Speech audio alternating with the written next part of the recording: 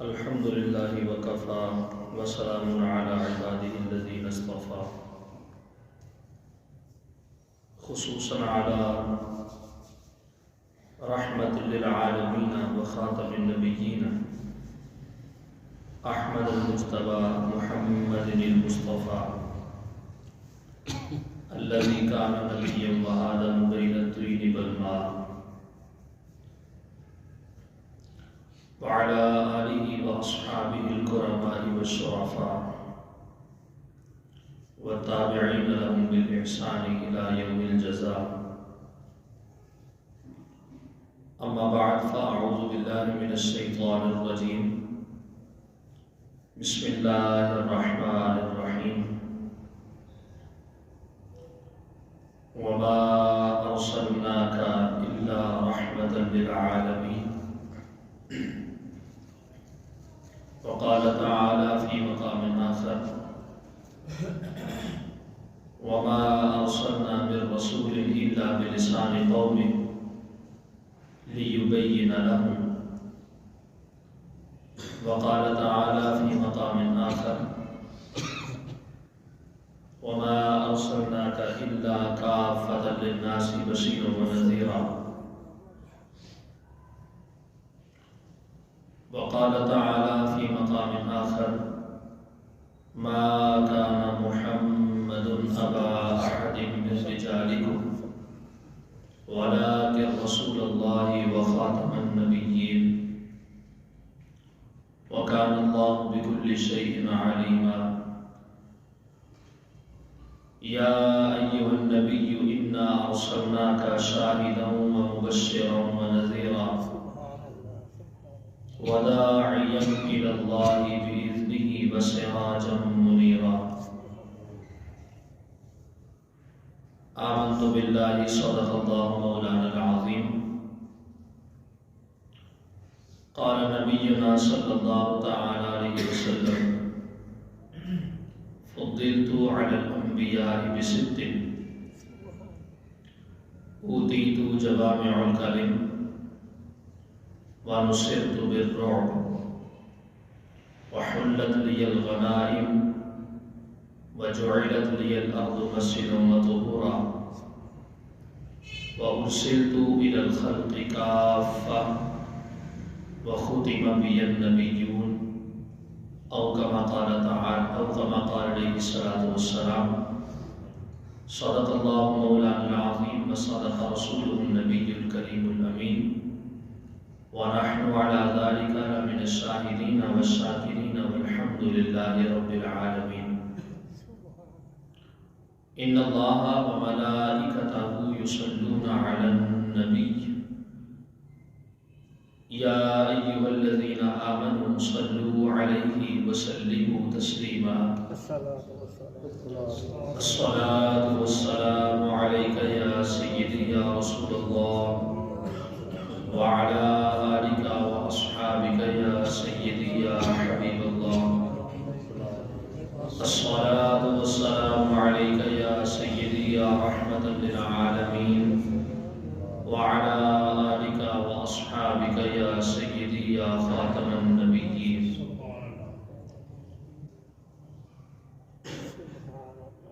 ہے قول رسول ہادی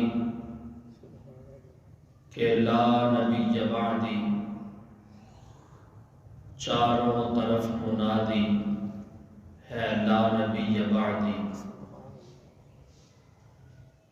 کذاب جو بھی آئے عشاق مصطفیٰ نے، کذاب جو بھی آئے عشاق مصطفیٰ نے، گردن وہیں اڑا دی ہے لا نبی بعدی. ہوتا نبی جو ہوتا فاروق بعد میرے، ہوتا نبی جو ہوتا فاروق بعد میرے، یہ بات کیوں بلا دی ہے لا نبی بعدی. یا صاحب الجمال و یا سید البشر من وجهك المنیر لقد نبر القمر لا يمكن الثناء كما كان حقه بعد از خدا بزرگ تو صدیق عکس حسن و جمال محمد است، فاروق ذل جاہ و جلال محمد است، عثمان ضیاء شمع کمال محمد است، حیدر بہار باغ خصال محمد است، اسلام ما اطاعت خلفاء راشدین، ایمان ما محبت آل محمد است۔ بندہ پروردگارم امتی احمد نبی، دوستدار چار یارم تابع اولاد علی، مذہب حنفیہ دارم ملت حضرت خلیل، خاک پائے غوث اعظم زیر سایہ ہر ولی۔ اللہ رب العزت کی حمد و ثنا اور بارگاہ سرور کائنات صلی اللہ علیہ وآلہ وسلم میں ہدیہ عقیدت و محبت، تعظیماً تکریماً تادیباً عرض کرنے کے بعد نہایت ہی معزز و محترم حضرات و سامعین ذی وقار، اس وقت ہمارے گرد و نواح کی جو ہوا ہے، جو فضا ہے، وہ مختلف قسم کے عقائد، نظریات اور عجیب و غریب قسم کے مذاہب اور احساسات کے ساتھ آلودہ ہو چکی ہے، یہاں تک کہ اپنے منصب اور اپنی طاقت اور اپنے اثر و رسوخ کو ناجائز طریقوں سے استعمال کرتے ہوئے برطانوی سامراج کی استعماری طاقت کو استعمال کرتے ہوئے اسلام اور اہل اسلام کے اوپر اپنے ذاتی اور خود ساختہ نظریات کو منطبق کرنے کی کوشش کی جا رہی ہے۔ اللہ تعالیٰ نے اسلام کو سربلندی عطا فرمائی ہے، اور یہ ایک ایسا دین ہے کہ جس نے انسان تو درکنار، جاندار تو بڑے دور کی بات ہے، کبھی بے جان چیزوں کے حقوق کو بھی تلف نہیں کیا، اور نہ کبھی کسی کے ساتھ ظلم اور زیادتی کرنے کا کسی کو حکم اور کبھی اجازت دی ہے۔ لیکن یہود و ہنود کے پربردہ اور ان کے چرنوں کے اندر بیٹھ کر چرب لقمے کھانے والے لوگ ازل سے، پہلے دن سے ہی اسلام کی ساکھ کو خراب کرنے کی کوشش میں مصروف عمل ہیں۔ بالکل اسی طرح تازہ ترین حالیہ دنوں کے اندر ایک معاملہ وقوع پذیر ہوا کہ اسلامی جمہوریہ پاکستان کی عدالت کے چیف جسٹس قاضی فائز عیسیٰ صاحب نے اسلامی قوانین اور شرعی قوانین کو چیلنج کرتے ہوئے ختم نبوت کے قانون کے اوپر اپنے کچھ ریمارکس دیے ہیں کہ جن کی وجہ سے امت مسلمہ کے اندر ایک بڑی ہی عجیب قسم کی افراتفری اور ذہن و دماغ اور دل جو ہے وہ عجیب قسم کے بے چینی کی کیفیت کے اندر مبتلا ہے۔ وجہ کیا ہے؟ وجہ یہ ہے کہ ہم سب لوگ اس بات کے اوپر یقین کرتے ہیں کہ قرآن اور سنت کے بعد واحد ذریعہ انصاف کا، عدل کا، اعتدال کا اور ہر چیز کے تمام تر حقوق کو اپنی اپنی جگہ پر مستحسن انداز کے اندر پورا کرنے والا ادارہ ایک عدالت ہوتی ہے، اور عدالت کے اندر جو قاضی ہوتا ہے، جو جج ہوتا ہے، جو فیصلہ کرنے والا حاکم ہوتا ہے، اس کے اوپر بہت بڑی ذمہ داری عائد ہوتی ہے کہ اس نے معاشرے کے لوگوں کو، ایک ملک، ایک سلطنت اور ایک قانون کے تحت رہنے والے لوگوں کو اکٹھا کر کے رکھنا ہے، لیکن اس یکجہتی اور اتحاد کے اندر شریعت مطہرہ کی حدود پامال نہیں ہونی چاہیے۔ چونکہ اسلام کے اوپر بات چیلنج والی تو بندہ تب کرے کہ جب اسلام نے کسی کو حقوق نہ دیے، اور جب اسلام نے سارے کے سارے لوگوں کے حقوق کو اپنی اپنی جگہ پر، غیر مسلموں کے حقوق علیحدہ ذکر کیے، اگر وہ مسلمانوں کے زیر تحت رہتے ہیں، زیر تسلط رہتے ہیں، ان کے حقوق علیحدہ ذکر کیے ہیں، اہل اسلام کے حقوق علیحدہ ذکر کیے ہیں، پھر انسانیت کے بارے میں علیحدہ باتیں کی ہیں، خواتین کے بارے میں علیحدہ حقوق ہیں، مردوں کے بارے میں علیحدہ سے چیزیں ذکر کی گئی ہیں۔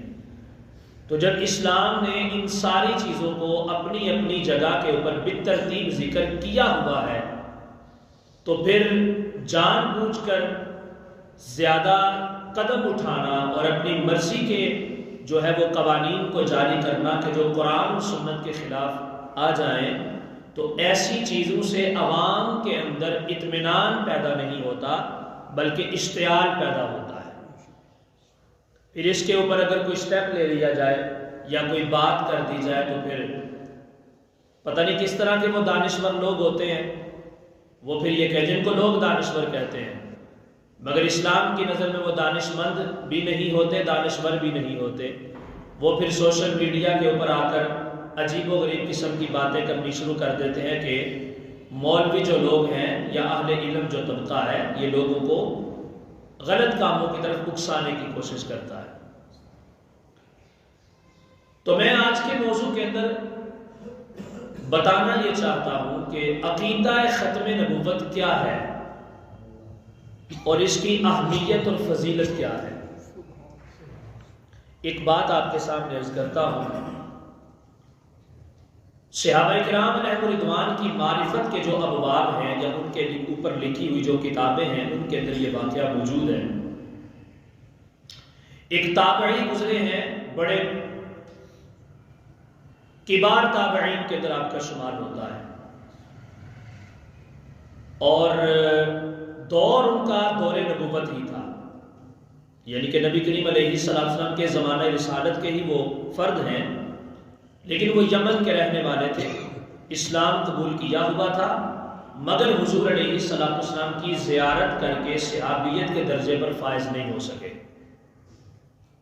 ان کا نام ہے حضرت ابو مسلم خولانی رضی اللہ تعالیٰ عنہ۔ رسول اللہ صلی اللہ علیہ وآلہ وسلم کے، چونکہ یہ باتیں میں پہلے آپ کو بتا چکا ہوں کہ حضور کے زمانے نبوت میں دو بندوں نے نبوت کا اعلان کیا،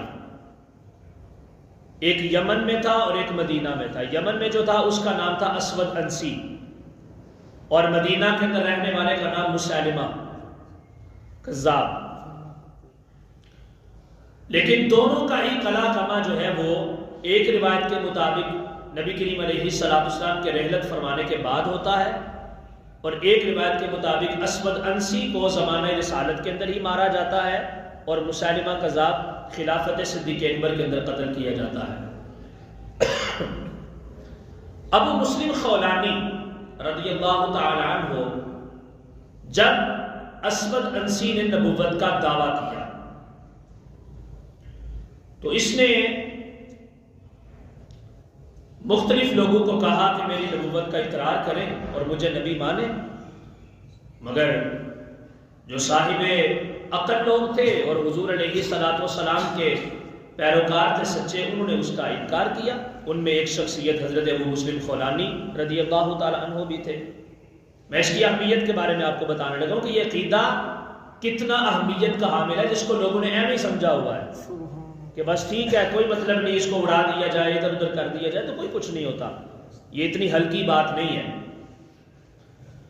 ابو مسلم خولانی کو جب اس نے اپنے دربار میں طلب کیا اسود انسی نے، اور کہا کہ آ کے تو میری نبوت کا اقرار کرو، مجھے نبی مانو، آپ نے فرمایا میں تجھے نبی کیسے مان سکتا ہوں، تجھے تو نبوت ملی نہیں ہے۔ میرے مصطفیٰ کریم علیہ السلام کے اوپر نازل ہونے والا جو قرآن ہے وہ ان کو خاتم النبیین کہتا ہے کہ آپ کے بعد نبوت نہیں ہے کسی کے پاس بھی، تو میں تمہیں نبی کیسے مان لوں؟ میں تو نہیں تمہیں نبی اقرار کرتا، میں تو کبھی بھی اس کو تسلیم نہیں کروں گا اس بات کو۔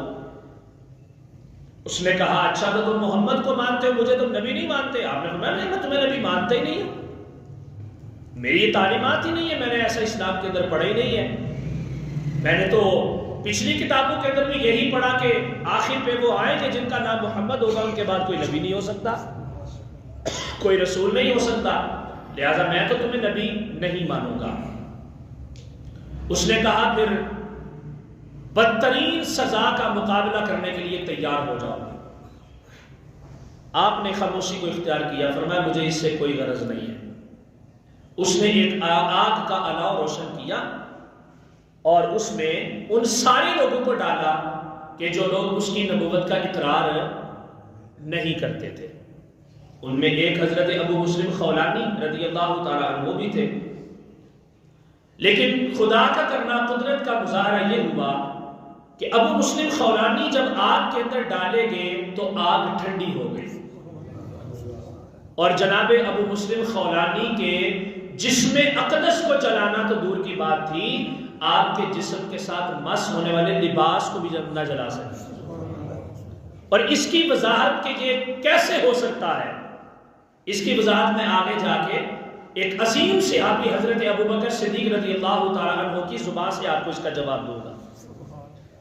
تو حضرت ابو مسلم خولانی کے اوپر جب آگ سرد ہو گئی اور آپ کے جسم اقدس کو نہ جلا پائی، تو جو اسود انسی کے کچھ چند ایک پیروکار تھے، انہوں نے کہا کہ یہ تو تیرے کام کا بیڑا غرق کر دے گا۔ ظاہری بات ہے، ڈر گئے نا کہ دیکھو یار آگ نے اس بندے کو نہیں جلایا۔ ظاہری بات ہے جب آگ نے اس کو نہیں جلایا تو پھر یہ بندہ سچا ہے۔ تو اس کے اس عمل یا اس ثابت قدمی کو دیکھ کر جو پیروکار بھی بنے ہیں اسود انسی کے، وہ بھی اس کو چھوڑ کے چلے جائیں گے۔ تو یہ تو اس کا جناب سکہ یہی پہ ختم ہو جائے گا، یہ تو بڑی خطرناک بات ہے۔ تو وہ بڑے پریشان ہوئے، انہوں نے نا اسود انسی کو یہ مشورہ دیا، انہوں نے کہا یا تو اس کو ملک بدر کر دو یا اس کو شہر بدر کر دو، یہ یہاں پہ نہیں رہ سکتا، اس کو یہاں سے نکال دو۔ اگر یہ یہاں پہ رہا تو تیرا جو نبوت کا منصب جس کا تو نے اعلان کیا ہوا ہے اس کو نقصان ہو جائے گا، لوگ تمہیں چھوڑ دیں گے اور تیرا اقرار کوئی بھی نہیں کرے گا۔ اس نے اسی کے اندر بھلا سمجھا، بہتری سمجھی، اس نے حضرت ابو مسلم خولانی رضی اللہ تعالیٰ عنہ کو شہر بدر کر دیا۔ اب یہ جب یمن سے نکالے گئے اور یہ یمن سے نکل کے جب مدینہ شریف کے اندر پہنچے، مدینہ منورہ میں، تو یہاں پہ اس وقت حکومت حضرت ابو بکر صدیق رضی اللہ تعالیٰ عنہ کی تھی اور وہ منصب خلافت کے اوپر فائز ہوئے۔ تو حضرت ابو مسلم خولانی جب آپ کے دربار میں حاضر خدمت ہوئے اور آپ کو سارے کی ساری رودات سنائی، سارا واقعہ سنایا، تو حضرت ابو بکر صدیق رضی اللہ تعالیٰ عنہ نے اپنے منصب سے اٹھ کر حضرت ابو مسلم خولانی کے ماتھے کو بوسہ دیا، پیشانی کے اوپر بوسہ دیا اور فرمایا کہ میں اس رب کا شکر ادا کرتا ہوں کہ جس نے مجھے میری زندگی کے اندر اس بندے کے ساتھ ملاقات کروائی اور زیارت کا شرف بخشا کہ جس کو رب نے ابراہیم کی سنت عطا فرمائی۔ کیونکہ حضرت ابراہیم علیہ السلام کو بھی آگ کے اندر ڈالا گیا اور رب فرماتا ہے قلنا، ہم نے کہا یا نار کونی بردم و سلام علی ابراہیم، اے آگ میرے ابراہیم کو جلانا نہیں ہے، یہ میرے ابراہیم کو جلانا نہیں ہے، یا نارو اے نار کونی ہو جا بردن ٹھنڈی و سلامن، اور صرف ٹھنڈی نہیں بلکہ سلامتی والی ہو جا، سلامتی والی ہو جا علی ابراہیم۔ وہ چکھا چلتا رہا، اس کے شعلے آسمان سے باتیں کرتے رہے، ابراہیم منجنیق کے ذریعے اس میں پھینک دیے گئے، آگ اپنے وقت کے ساتھ چمک کے دھمک کے ہر چیز کو راکھ کر کے جب سرد ہوئی تو حضرت صدیق اکبر اس کی گرد و غبار سے کپڑے جھاڑتے ہوئے اسے باہر تشریف لے آئے، حضرت ابراہیم علیہ السلام۔ تو جناب ابراہیم علیہ السلام جس طرح حضرت ابراہیم کے اوپر وہ نمرود کی جلائی ہوئی آگ کے جو توحید کے مقابلے کے اندر تھی، شرک کے اس بات کے لیے اس آگ کو جلایا گیا تھا، جس طرح وہ آگ جناب ابراہیم کے نظریات کو، ان کے عقائد کو اور ان کی سوچ کو نہیں بدل سکی تھی، اسی آگ کی طرح حضرت ابو مسلم خولانی رضی اللہ تعالیٰ عنہ کے اوپر جو ختم نبوت کے عقیدے کی حفاظت کے لیے حضرت ابو مسلم خولانی نے پہرا دیا تھا اور استقامت کا مظاہرہ کیا تھا، اس استقامت کے عقیدے کو ثابت کرنے کے لیے اللہ رب العزت نے اس آگ کو بھی وہی کیفیت عطا فرمائی جو ملک شام کے اندر نمرود کی آگ کو عطا فرمائی، وہ آگ سے محفوظ رہے۔ تو حضرت صدیق اکبر نے کہا یہ جملہ جو میں نے پہلے کہا تھا کہ آخر پہ حضرت صدیق اکبر کی زبان سے آپ کو بتاؤں گا کہ کیسے ان کے اوپر یہ آگ سرد ہوئی، تو آپ نے تمثیل دے دی، آپ نے فرمایا میں رب کا شکر ادا کرتا ہوں کہ رب نے مجھے اس بندے کی زیارت اپنی زندگی میں کروا دی ہے کہ جس بندے کو رب نے ابراہیم خلیل اللہ جیسی سنت عطا فرما دی۔ تو ختم نبوت کا عقیدہ، اس کی اہمیت، اس کی فضیلت، اس کا احترام، اس کی وقت، اس کی قدر و قیمت جو ہے ہر دور کے اندر، ہر زمانے کے اندر نبی کریم علیہ السلام کے غلام کرتے رہے، حضور علیہ السلام کے خدام اس کا اہتمام کرتے رہے، اور کسی بھی زمانے کے اندر ختم نبوت کے عقیدے کو معاذ اللہ کبھی بھی کسی نے اس کا سر نیچا نہیں ہونے دیا۔ اب جسٹس قاضی فائز عیسیٰ صاحب نے کیا کیا، 2019 میں ایک رپٹ درج کروائی گئی تھی، تفسیر صغیر کے نام سے ایک قادیانیوں کی تفسیر ہے۔ اس سے پہلے 1973 کا جو آئین ہے، 1973 کے آئین کے اندر قادیانیت کو 298 اور 295 ان قوانین کے تحت قادیانیت کے لیے ملک پاکستان کے اندر یہ قانون بنایا گیا کہ نہ تو یہ اپنی مسجد بنا سکتے ہیں، نہ اپنی عبادت گاہ کو یہ مسجد کہہ سکتے ہیں، نہ ان کو اذان دینے کی اجازت ہے، نہ ان کو اپنی تبلیغ کرنے کی اجازت ہے، لیکن مسلمانوں کے ملک کے اندر رہتے ہوئے انسانیت کے اعتبار سے ان کو برابر حقوق ملیں گے۔ اب میرا یہاں پہ یہ سوال پیدا ہوتا ہے کہ قاضی صاحب، آپ جن لوگوں کو راہ فرار دے رہے ہیں، پہلے تو یہ ثابت کریں کہ یہ لوگ پاکستان کے قانون کو مانتے بھی ہیں کہ نہیں۔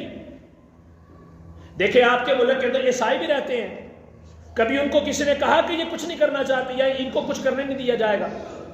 آپ کے ملک میں ہندو بھی رہتے ہیں، آپ کے ملک کے اندر کئی یہودی بھی رہتے ہوں گے، لیکن کبھی کسی کے بارے میں کسی مولوی نے نہیں بولا، کیونکہ ان کی جو ایک عبادت گاہ یا ان کا جو ایک عمل ہے وہ اپنے لوگوں کے اندر کرتے ہیں، وہ دوسرے لوگوں کو چھیڑتے نہیں ہیں، وہ مسلمانوں کو کچھ بھی نہیں کہتے۔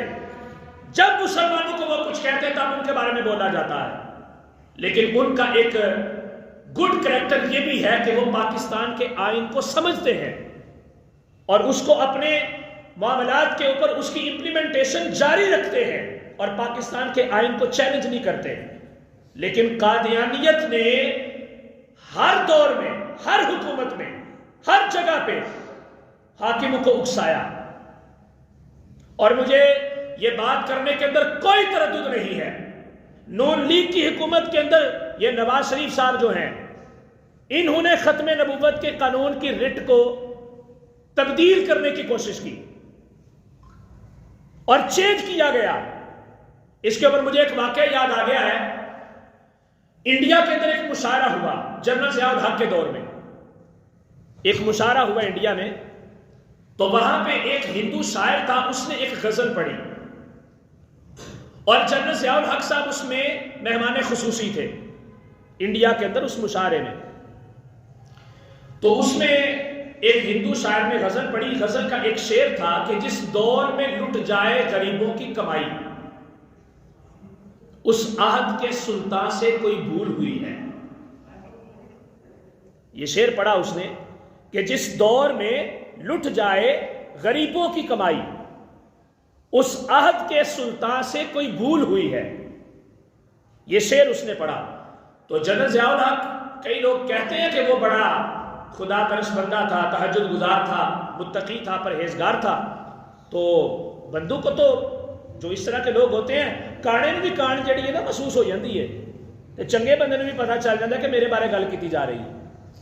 تو اس کو بھی محسوس ہو گیا کہ یہ شعر جو ہے نا یہ کوئی ہلکا نہیں ہے، اس کی کوئی نہ کوئی وجہ ہے. بہرحال وہ مشاعرہ اس نے سنا، سارا کچھ دیکھا، سارا معاملہ ہو. جب اس کا رزلٹ نکل گیا، محفل ختم ہو گئی، تو اس نے جو کمینہ تھی ان سے کہا کہ میں اس شاعر سے ملنا چاہتا ہوں جس نے یہ غزل پڑھی ہے. وہ شاعر سے جب ملا تو اس نے بڑی تعریف کی. اس نے کہا نہیں ماشاءاللہ بڑی کمال کا آپ نے کلام پڑھا ہے، یہ کیا وہ کیا. اس نے کہا جنرل ضیاء تم بڑے خوش ہوئے ہو کہ میری زبان سے تم نے یہ اشعار سنے ہیں، لیکن حیران بھی تم ہوئے ہو. اس سے بڑی حیرانگی کی بات میں تمہیں نہ بتاؤں؟ اس نے کہا اس سے بڑی حیرانگی کی بات کیا ہو سکتی ہے، بتاؤ، میں تو سننے کے لیے ترس رہا ہوں. اس نے کہا میں ہندو شاعر ہوں، انڈیا کا نیشنلٹی ہولڈر ہوں، لیکن یہ غزل میں نے جس شاعر کی پڑھی ہے نا وہ تیرے شہر کا، تیرے ملک کا، تیرے پاکستان کا بندہ ہے جس نے یہ لکھی ہے. یہ میرا اپنا کلام نہیں. اس نے کہا کس نے لکھی ہے؟ تو اس نے ساغر صدیقی شاعر کا نام لیا. ساغر صدیقی آپ کو پتہ یہ سارا کہ کون ہے، وہ بہت بڑا شاعر گزرا ہے. اس نے کہا یہ ساغر صدیقی کی نظم ہے. تو اس میں سے میں نے یہ اشعار پڑھے ہیں کہ جس کے اندر اس نے لکھا ہے کہ جس دور میں لٹ جائے غریبوں کی کمائی، اس عہد کے سلطان سے کوئی بھول ہوئی ہے. اب نہ جنرل ضیاء کو نہ مزید پریشانی ہوئی، وہ تشویش کا مزید شکار ہوا. اس نے کہا اتنا بڑا شاعر میرے پاکستان میں رہتا ہے، مجھے پتہ ہی نہیں ہے کہ جس کے قصائد اور جس کی غزلیں، جس کی نظمیں جو ہیں وہ دوسرے ملکوں کے اندر اتنے عظیم مشاعرے کی بزموں کے اندر پڑھی جا رہی ہیں. کتنا بڑا مشاعر ہوگا، اس کی کتنی کوٹھیاں ہوگی، کتنی گاڑیاں ہوگی، کتنی وہ کتابیں لکھتا ہوگا. جب جنرل ضیاء واپس پاکستان آیا تو اس نے اپنے بندوں کو لگا دیا کہ ساغر صدیقی نام کا کوئی شاعر ہے، اس کو ڈھونڈ کے لاؤ. وہ تلاش کرتے لوگ یہی سمجھ رہے تھے کہ بڑا امیر کبیر ہوگا کہ جس کے کلام دوسرے ملکوں کے اندر پڑھے جا رہے ہیں. لیکن آخر کار تحقیق کرتے تلاش کرتے پتہ چلا کہ میانی والی جو قبرستان ہے لاہور میں، اس قبرستان میں ایک مزار کی اوٹ کے اندر، وہاں پہ وہ بے خستہ اور بے سر و سامانی کے عالم میں، خستہ حالی کے عالم میں وہ وہاں پہ رہتا ہے. کوئی اس کا گھر نہیں، کوئی اس کی کوٹھیاں نہیں، کوئی گاڑیاں نہیں، کوئی بنگلے نہیں، کوئی اس کے خدام نہیں، کوئی ملازم نہیں. وہ ایک بس مجنون ٹائپ بندہ ہے جس کو اپنی بھی فکر نہیں ہے، اپنا بھی پتہ نہیں ہے، حال اس کا بڑا عجیب قسم کا ہے اور بڑی خستہ حالی کے عالم میں وہ وہاں پہ رہتا ہے. جنرل ضیاء الحق خود اس کے پاس چلا گیا اور جا کے اس کو مبارک دی اور ملا اور اس سے سوال کیا. اس نے کہا کہ یہ جو شعر تو نے لکھا ہے اس کا مطلب کیا ہے؟ اور اس کے اوپر نا ایک حدیث بات بھی ہے، میرے ذہن کے اندر وہ واقعہ پورا موجود نہیں ہے کہ ایک جگہ پہ کسی سلطنت اور کسی حکومت میں کوئی چوری ہوئی تھی، تو وہاں پہ یہ قانون جاری ہوا تھا کہ جو اس وقت کا حکمران ہے وہ چور ہے، جس کی وجہ سے چوریاں ہو رہی ہیں. بلکہ اس کے اوپر تو حضرت عمر فاروق رضی اللہ تعالیٰ کی پوری جو 10 سالہ دور خلافت ہے آپ کا، وہ سارا اس کے اوپر دلالت کرتا ہے. جو آپ نے فرمایا کہ اگر دور سمندر کے کنارے پہ اگر ایک کتا بھی پیاسا مر گیا تو اس کا جواب عمر کو کل قیامت کے دن دینا پڑے گا کہ تیرے دور حکومت میں ایک کتا پیاسا کیوں مرا ہے. تو بادشاہ نے ضیاء الحق نے پوچھا کہ یہ کیا مطلب ہے اس کا؟ اس نے کہا جنرل ضیاء میری ایک دلائی تھی جس کو میں نیچے بچھا کے سوتا تھا، ایک بوسیدہ میرا کمبل تھا جو کبھی پتہ نہیں کتنے سالوں سے دھویا ہی نہیں تھا، اور ایک میرا سرانہ تھا، وہ میرا اس قبرستان سے چوری ہوا ہے. تو جب وہ چوری ہوا تھا تو تب میں نے یہ شعر لکھا تھا کہ جس عہد میں لٹ جائے غریبوں کی کمائی، اس عہد کے سلطان سے کوئی بھول ہوئی ہے. اگر غریبوں کی کمائی ایک بستر، بوسیدہ بستر کی شکل میں لٹ جائے تو عہد کے سلطان سے بھول ہوتی ہے، تو جس ملک پاکستان کی عدالت کا جج ختم نبوت کے قانون پہ ڈاکہ ڈال دے، اس عہد کے سلطان سے کوئی بھول نہیں ہوتی. اب پھر حکومت انہی کمینوں کے ہاتھ میں جا رہی ہے. یہ کیا ہو رہا ہے ملک پاکستان کے اندر؟ کیوں سوئے ہوئے ہیں سارے لوگ؟ ختم نبوت کے قانون کے اوپر ڈاکہ پڑ جائے، اور اپنی طرف سے خود ساختہ وہاں پہ روایات دینے کی کوشش کی جائے گی اِنَّا نَحْنُ نَزَّلْنَا الذِّكْرَ وَإِنَّا لَهُ لَحَافِظُونَ، اور لا اکراہ فی الدین کہ قرآن اللہ نے نازل کیا ہے، اللہ اس کا محافظ ہے، اور دین کے اندر جبر کوئی نہیں، لہذا قادیانیوں کو آزادی حاصل ہے۔ یہ کس نے لکھا اور کس نے کہا ہے؟ قاضی فائز عیسیٰ کو۔ کس آئین کے اندر یہ لکھا ہوا ہے؟ عدالت کی کرسی کے اوپر بیٹھ کے اپنے آپ کو قوم کا خدا سمجھ بیٹھتے ہیں یہ لوگ، اور سمجھتے ہیں کہ جو کچھ مرضی کر لے ہمیں کوئی پوچھنے والا نہیں ہے۔ یہ خود اس نے لکھا ہے اپنے فیصلے کے اندر، اس نے کہا تفسیر صغیر کے اوپر اگر قادیانی کی تفسیر اگر وہ لوگوں کے سامنے لانچ ہو رہی ہے اور بازار میں مارکیٹ میں پڑھی ہے، لوگ اس کو لے کے خرید کے پڑھتے ہیں، تو اس سے قرآن کو کوئی فرق نہیں پڑنے والا۔ پوچھا گیا جی کیوں؟ اس نے کہا جی اللہ نے خود قرآن میں کہا اِنَّا نَحْنُ نَزَّلْنَا الذِّكْرَ وَإِنَّا لَهُ لَحَافِظُونَ، کہ میں نے قرآن نازل کیا، میں اس کا محافظ ہوں، لہذا قادیانی اپنی تبلیغ جاری بھی رکھے تو اسلام کو کچھ نہیں ہوگا۔ یہ عقل سے پیدل بے وقوف جج۔ قرآن پاک کی حفاظت کا ذمہ گرچہ اللہ رب العزت نے لیا ہوا ہے، مگر اس کی کیفیت کو بھی سمجھنا چاہیے کہ وہ حفاظت رب نے کیسے کی ہے۔ مسیلمہ کذاب کی جنگ میں 10 سالہ دور نبوت جو مدینی دور ہے، غزوہ بدر ہوا، غزوہ احد ہوا، خندق ہوا، تبوک ہوا، غزوہ خیبر ہوا، کتنے غزوات ہوئے؟ ان سارے غزوات میں ٹوٹل، تھوڑی ساری تاریخ بھی اپنی یاد رکھنی چاہیے ہمیں، ویسے تو ہمیں جناب کوئی فرصت ہی نہیں ہے نا کہ ہم دین کی بات کو سیکھ لیں کسی کے پاس جا کے بیٹھ کے، بعد میں پھر سر کے اوپر بازو رکھ کے روتے ہیں ہم لوگ کہ ہمارے ساتھ ہو کیا گیا ہے۔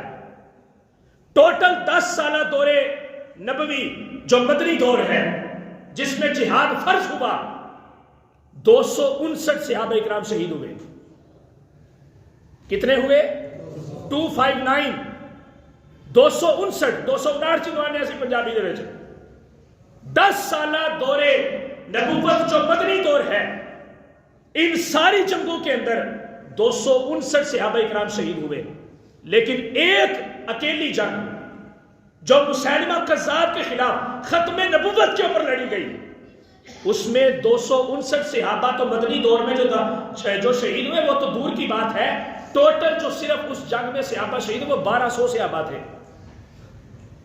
اور جس وقت ایک اور بڑی کمال کی بات آپ کو بتاؤں، شاید آپ کے نالج میں پہلے یہ بات ہو یا نہ ہو، جس وقت حضرت ابوبکر صدیق منصب خلافت پہ آئے تو ابھی اس وقت بدری صحابہ چند ایک موجود تھے، جن صحابہ کرام نے حضور کے ساتھ میدان بدر کے اندر شرکت کی تھی، جو اسلام کی سب سے پہلی جنگ ہے، اور کچھ صحابہ وہ بھی تھے جو احد کے میدان میں حضور کے ساتھ شریک ہوئے تھے۔ تو حضرت ابوبکر صدیق رضی اللہ تعالیٰ عنہ نے منصب خلافت پہ آتے یہ قانون بنایا تھا۔ قانون یہ تھا کہ آج کے بعد اسلام کی جتنی بھی جنگیں ہوں گی، ان جنگوں میں بدری اور احد کے جو صحابہ وہاں پہ مجاہد بن کے شریک ہوئے تھے وہ کسی جنگ میں نہیں جائیں گے۔ وجہ کیا ہے کہ یہ بطور تبرک یہ لوگ ہمارے درمیان موجود رہیں گے کہ انہوں نے حضور کے ساتھ جو ہے وہ جہاد کیا ہے، حضور کی سپہ سالاری میں جہاد کیا ہے، نبی کریم علیہ السلام کے فوجی ہیں یہ لوگ، لہٰذا ہم ان کو اب کھونا نہیں چاہتے۔ خود ہی ایک جو قدرتی موت آ جائے تو وہ ایک علیحدہ بات ہے، لیکن یہ میدان جنگ میں جا کے تلوار کے ساتھ جہاد نہیں کریں گے کہ کہیں یہ شہید نہ ہو جائیں، ہم ان سے برکت حاصل کریں گے۔ اور ان کو بیت المال سے وظیفہ بھی دیا جاتا تھا، لیکن جب مسیلمہ کذاب کی جنگ ہوئی، حضرت خالد بن ولید رضی اللہ تعالیٰ عنہ کی سپہ سالاری میں مسلمانوں کو یہ فتح ملی۔ اس جنگ میں 3 دن تک یہ جنگ ہوتی رہی، 3 دن تک تلواریں چلتی رہی، ادھر بھی نعرے تکبیر کے نعرے تھے، ادھر بھی نعرے تکبیر کے نعرے تھے، دونوں طرف سے بظاہر یہی نظر آتا تھا کہ مسلمان آپس میں لڑ رہے ہیں، ادھر بھی اللہ کو ماننے والے تھے، ادھر بھی اللہ کو ماننے والے تھے۔ وہاں پہ حضرت خالد بن ولید کے پاس پھر ایک صحابی آئے، انہوں نے کہا یہ تو ماجرا بڑا عجیب سا ہے، ہم تو اپنے لوگوں کو قتل کرتے جا رہے ہیں، ادھر بھی اللہ اکبر کے نعرے، ادھر بھی اللہ اکبر کے نعرے، ہم کیسے فرق کریں کہ اپنا کون ہے اور پرایا کون ہے، مسیلمہ کذاب کو ماننے والا کون ہے، محمد رسول اللہ کو ماننے والا کون ہے صلی اللہ علیہ وسلم۔ تو حضرت خالد بن ولید نے فرمایا کہ تم نعرہ رسالت لگانا شروع کر دو۔ اب جب نعرہ رسالت لگانا تو خالد بن ولید کی صف میں سے یا رسول اللہ کے نعرے لگے، محمد رسول اللہ صلی اللہ علیہ وسلم کے، اور مسیلمہ کذاب کی صف میں سے مسیلمہ کذاب کے نعرے لگے۔ پھر فرق ہوا اور وہاں پہ قتل و غارت کرنے کا مذاق پھر گرم ہوا۔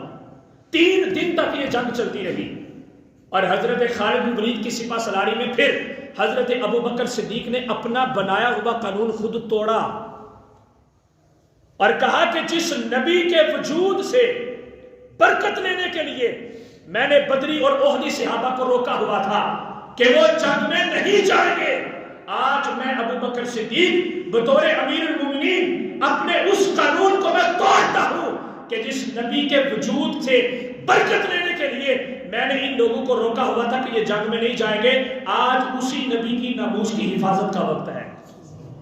لہٰذا اب یہ لوگ، کوئی بھی مسلمان، کوئی بھی مجاہد کہ جو تلوار لے کے میدان جنگ کے اندر جہاد کر سکتا ہے، کوئی بھی مجاہد آج پیچھے نہیں ہٹے گا۔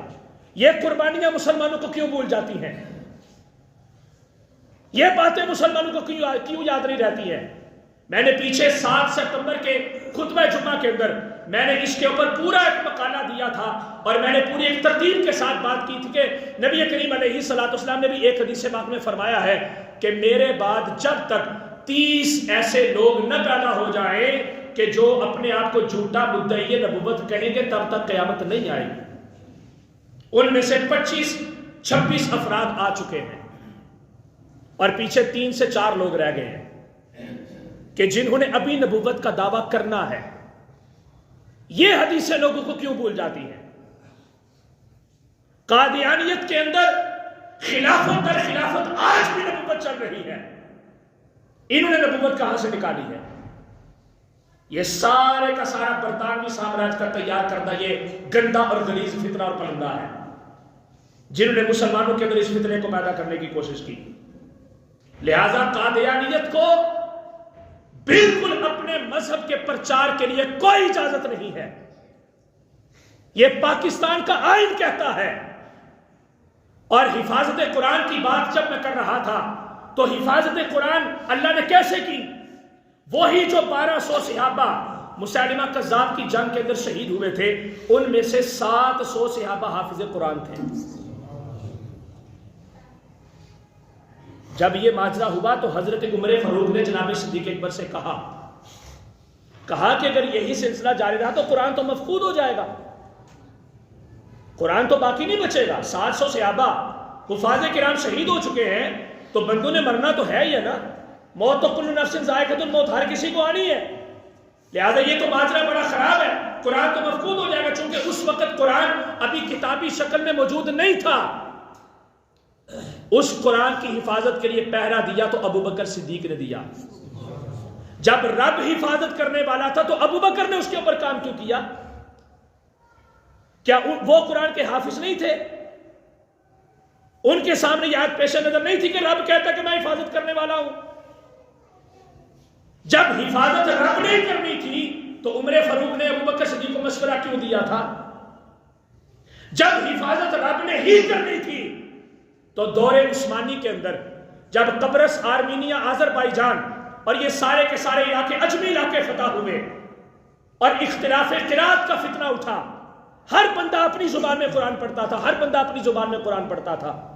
حضرت عثمان غنی رضی اللہ تعالیٰ عنہ نے قرآن لکھوائے، کتابیں بنوائیں، مصحف کی شکل میں ترتیب دیا، اور ایک ہی قرات جس کو قریشی قرات کہتے تھے، جو قرات حضور خود تلاوت فرمایا کرتے تھے، حضرت عثمان غنی رضی اللہ تعالیٰ عنہ نے اس وقت قرآن کی حفاظت کے اوپر جو پہرا دیا، مصحف کی شکل میں قرآن لکھوا کے ایک ایک قاری کو ایک ایک قرآن دے کے مختلف علاقوں کے اندر تبلیغ کے لیے بھیجا کہ لوگوں کو جا کے اسی قرات کے اوپر قرآن پڑھانا ہے جو قرات محمد رسول اللہ صلی اللہ علیہ وسلم کے اوپر کھڑے ہو کے پڑھتے رہے۔ اس حفاظت قرآن کے اندر یہ عثمان غنی کا کردار کیوں نظر نہیں آتا قاضی صاحب کو؟ آپ صرف اپنی کرسی سنبھالیں، آپ اپنی کرسی کی حفاظت کریں جس کی آپ کو بڑی فکر پڑی ہوئی ہے، اور مغرب کے چرنوں کے اندر بیٹھ کے ان کے لقموں کے اوپر پڑھ کے آپ اپنی مرضی کے فیصلے دیتے جا رہے ہیں۔ اور دوسرا فرمایا انہوں نے جو کہتے ہیں کہ لا اکراہ فی الدین، دین کے اندر جبر کوئی نہیں ہے، لہذا ہر جو ہے وہ بندہ اپنے مذہب کی تبلیغ کر سکتا ہے۔ دین کے اندر جبر کا بھی ایک مقصد، یہ بھی لوگ بڑا اس کو پرچار کرتے ہیں، مولویوں نے ڈنڈا اٹھایا ہوا ہے، یہ میرے اوپر بھی کئی بولتے بھی اور بولیں گے بھی کہ بڑی گرم تقریر آج کر گئے مولوی صاحب، دین کے اندر تو جبر کوئی نہیں ہے، دین کے اندر تو جبر کوئی نہیں ہے۔ اس کا کیا مطلب ہے؟ اس کا مطلب یہ ہے کہ اگر کافر کو تبلیغ کرنی ہے تو اس کے لیے جبر نہیں، لیکن جب مسلمان کو تبلیغ کرنی ہے اور اس کو اسلام کی طرف لے کے آنا ہے اور اس کو صراط مستقیم کے اوپر ثابت قدمی کا درس دینا ہے، تو شریعت مطہرہ کہتی ہے 7 سال کی عمر میں بچے کو نماز سکھاؤ اور 10 سال کی عمر میں بچے کو مار کے نماز پڑھاؤ تاکہ اس کو عادت پڑے نماز کی۔ یہ جو مار کے پڑھانا ہے وہ مارنا کیسا ہے، اس کی کیفیت کیا ہے، شرعی نوعیت کیا ہے، وہ مسائل فقہ کے سارے علیحدہ۔ یہ مارنا جبر کے اندر نہیں آتا۔ کیوں شریعت مطہرہ نے کہا کہ بچوں کو پکڑ کے مسجد میں لے کے جاؤ 10 سال کی عمر میں، جبرن ان کو بولو کہ نماز پڑھنی ہے؟ لہذا جو قرآن پاک کی باتیں، جو قرآن کو جانتے ہیں، آپ انہی کو کرنے دیں۔ آپ کا جو اپنا قانون کا کام ہے، آپ اپنا قانون کا کام کریں۔ تو ختم نبوت کا عقیدہ، ختم نبوت کی بات، اس کی اہمیت، اس کی افضلیت، اس کا معیار، صحابہ اکرام علیہم رضوان نے خدا کی قسم کسی بھی حوالے سے اس کے اوپر کمپرومائز نہیں کیا۔ یہ میرے سامنے میں نے پہلے بھی 1-2 مرتبہ اس مناظرے کا ذکر کیا ہے، یہ حضرت امام جعفر صادق رضی اللہ تعالیٰ کا مناظرہ ایک رافضی کے ساتھ، حضرت مولا علی اور حضرت ابوبکر صدیق کی فضیلت کے اوپر۔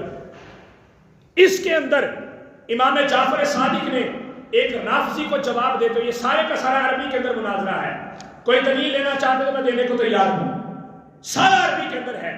اس کے اندر حضرت امام جعفر صادق نے حضرت صدیق اکبر کی ختم نبوت کے اوپر استقامت کا واقعہ ذکر کیا ہے۔ کیا فرماتے ہیں؟ فرماتے ہیں جس وقت حضور کا انتقال ہوا تو سارے کے سارے منافقین اٹھ کے کھڑے ہو گئے، انہوں نے کہا محمد چلے گئے، اب دین ختم ہو جائے گا، اب اس کو کوئی بچانے والا نہیں، یہ محمد ہی تھے جو تلوار لے کے میدان میں اتر آتے تھے، اب کوئی نہیں نکلے گا، لہذا ہم زکوٰۃ نہیں دیں گے۔ اسلام کے ایک عظیم فرض کا انکار کر دیا گیا۔ پھر یہاں تک کہ دوسری بات کے اندر یہ بھی ہے کہ نماز کا انکار بھی کر دیا، ہم نماز نہیں پڑھیں گے، ہم نماز کو نہیں مانتے۔ یہ بھی اسلام کا دوسرا اہم رکن ہے۔ بنی الاسلام علی 5، اسلام کی بنیاد 5 چیزوں کے اوپر ہے، کلمہ توحید، نماز، روزہ، زکوٰۃ اور حج۔ یہ 5 چیزیں اسلام کے عظیم ارکان کے اندر شامل ہیں، ان میں سے 2 کا انکار انہوں نے فوراً سے کر دیا۔ اب سارے کے سارے لوگ فتنے کھڑے ہو گئے، ایک طرف مسیلمہ کذاب کا ختم نبوت کا فتنہ تھا، دوسری طرف یہ مانعین زکوٰۃ کا فتنہ تھا، تیسری طرف مانعین صلاۃ کا فتنہ تھا، اور چوتھی طرف کچھ جو سوائی لوگ تھے جو حضرت مولا علی کی امامت و خلافت کے حق میں تھے، انہوں نے جناب ابوبکر صدیق کی خلافت کا انکار کیا ہوا تھا اور وہ علیحدہ سے فتنہ بن کے کھڑے ہوئے تھے۔ اتنے فتنوں کے اندر اکیلے تنہا امیر المومنین حضرت ابوبکر صدیق رضی اللہ تعالیٰ عنہ، کیا استقامت، کیا لفظ امام جعفر صادق نے یہاں پہ ذکر فرمایا ہے۔ آپ فرماتے ہیں آپ کے پاس عمر فاروق آئے، یہ اس کے اندر لکھا ہوا ہے، عمر فاروق جیسا شدید ترین بندہ کہ جو اسلام کی کسی چھوٹی سی چھوٹی بات کے اوپر بھی کمپرومائز نہیں کرتا تھا، سارے واقعات آپ کے سامنے تاریخ کے۔ آپ آئے حضرت ابوبکر صدیق کے پاس اور آ کے کہا حکمت عملی کے تحت کچھ دیر کے لیے چپ ہو جائیں، کہیں خون خرابہ نہ ہو جائے، فتنے بہت زیادہ ہیں، لہٰذا ہمیں ان کے خلاف اگر تلوار اٹھانی پڑ گئی تو معاملہ بڑا گڑبڑ ہو جائے گا، کیونکہ ابھی تازہ نبی کریم علیہ السلام رحلت فرما کے گئے ہیں، تو سچویشن کو سنبھالنا، اس کو ہینڈل کرنا بڑا مشکل ہو جائے گا، لہٰذا آپ جیسے لوگ کہتے ہیں کچھ دیر کے لیے ان کی بات کو مان لے، خاموش ہو جائیں حکمت عملی کے تحت۔ حضرت ابوبکر صدیق نے کیا جملے بولے؟